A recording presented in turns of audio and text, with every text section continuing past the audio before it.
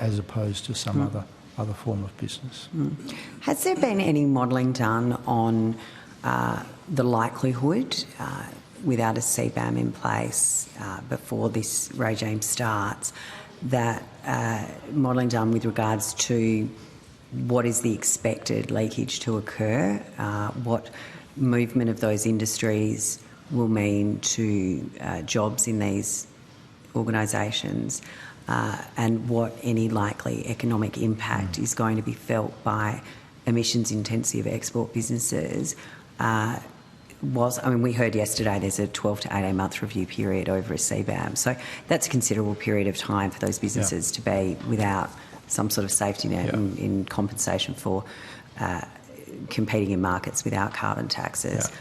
Has there been any modelling done? Because today, the government certainly hasn't presented any modelling around their safeguard mechanism program. Senator Hughes, the CER has an implementation role, not a policy design role. So Mr Packer may certainly provide information about work done by their agency, but the opportunity to ask questions about this to the department was, of course, yesterday, and you did ask someone. No. Please, Mr Packer. Yes, so that's exactly right. Thank you, Minister. We don't do that kind of modelling work. It's effectively not our business. It's more in the policy design process, and it has been foreshadowed that the government will consult on a possible CBAM arrangement, and no doubt that issue, as you have flagged, will be taken up in that process. But can I pass to you, Jo, whether you wish to add anything at this point? Well, I think we answered the questions yesterday. Sorry, Jo Evans, Deputy Secretary in the department, and there is $3.9 million that was allocated in the budget to have a look at this. And as you said, Senator, it's the work that we'll conduct over the next 12 to 18 months, looking in detail at these questions. I think previously modelling that we had done, even under the previous government, had indicated that unless there was clear action by Australian businesses to take account of emissions and emissions reductions, then there was a high chance of retaliatory action globally, and so there was an economic benefit overall from making sure that these things were in place. Okay, so is that modelling available for us to have a look at? Because we've been provided with no modelling around that modelling was done and in the public domain last year. Right, okay. What about modelling for this safeguard mechanism? Because this safeguard mechanism is very different from what the previous government had proposed. So we've explained before that we've done modelling in conjunction with the Treasury, and that is subject to the public immunity interest claim that has already been made. Right, so it's obviously so great, no one wants to show it to anyone. Senator Hughes, that was not the grounds on which a public interest immunity claim was made. The claim was made on the grounds, firstly, that it was cabinet in conference, and secondly, that it was subject to commercial sensitivities. Yeah, there's that transparency again that businesses are so certain of. With regards to this 18-month lag of the CBAM, or anything that's going to happen around that, and $3.9 million to look into it, apparently. How much do you think, there's going to be additional costs that business is going to have to pass on to the consumer.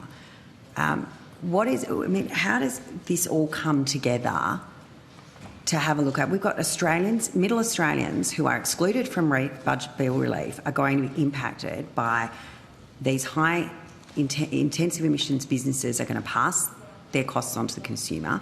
We've just heard from infrastructure that those new transmission line costs are going to be passed on to the consumer.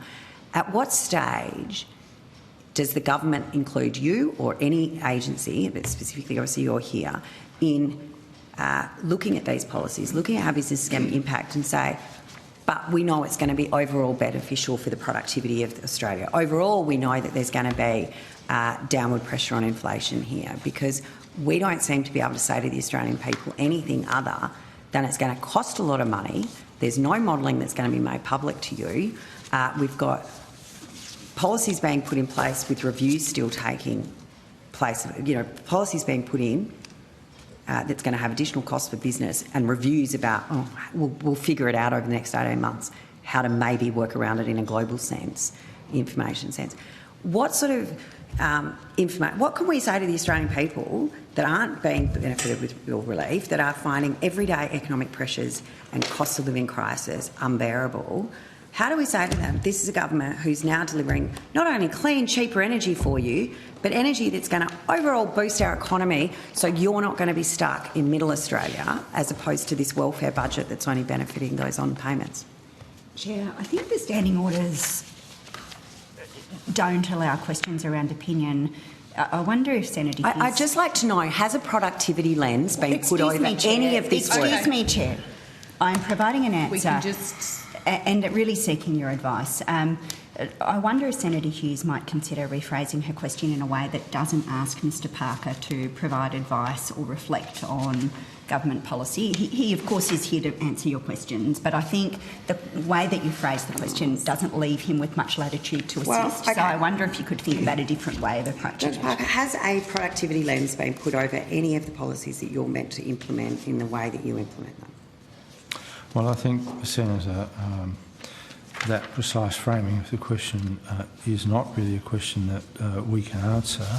But what I can say is that we take the cost of regulation very seriously, and we are deliberately implementing and designing the systems that people will interact with. I mean, these are large-scale, externally facing, high volume and hopefully secure IT systems. It's not bits of paper. Hopefully, you'd hope so. Not bits of paper flying all over the place with lots of wasted effort.